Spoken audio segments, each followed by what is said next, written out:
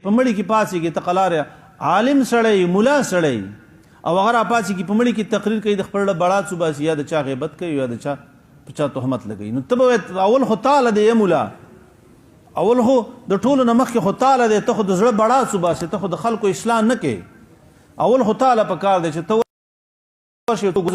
د خلکو اصلاح کې مقصد نه ستا خو چې کوم دی صرف تشهیر مقصد و یا د خپل زړه بڑا څیستو کړي. موږ څه شی دي قبر له موږ څه شی کړي؟ هېڅ هم نه دي کړي. زموږ زندګي خو داسې په الله چې متشابه کې ګوتې والي، ته پوه شه چې دا سړی څه کوي؟ فتنه لټوي. دا سړی په امت کې په قوم کې څه کوي؟ فتنه لټوي. دا قوم گمراه کوي، دا ملت گمراه کوي. قبر دی لکه په قبر کې ژوندون شته او شته، حق دی سچ دی، تعلق د روح سره د جسد شته او شته یا نشته، په دې کې جګړې دي. لکه څه پکې جګړه کوي؟ خو چې کله قبر ته لاړو ته به محسوسه کوي، زه به محسوس کوم. تیاری چې له په کار دی هغه تا څه شی کړی دی؟ قبر له چې څه په کار دی هغه دې څه کړي دي چې دې ما ته راوښیوه. د شپې تهجد ته راپاڅېدلی، قرآن دې چاته ویلی دی، خپل د ژوند حصه ته د ژوند ټایم ټیبل وګوره چې تا د ژوند ټایم ټیبل عبس ډېر استعمال کړی دی او که په ځای دې ډېر استعمال کړی.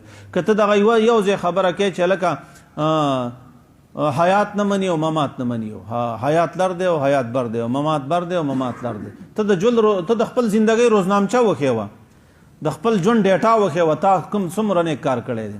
قبر دپاره دې کړي څه شی دي؟ ته خو دا وایې چې یاره په قبر کې ژوند حق دی سچ دی.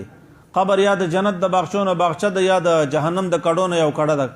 ځان بچ کا، ته ځان بچ کا. په خلکو کې فتنه څه کوه؟ مه برپا کوه. خلکو کې فتنه مه دغه کوه اچوه.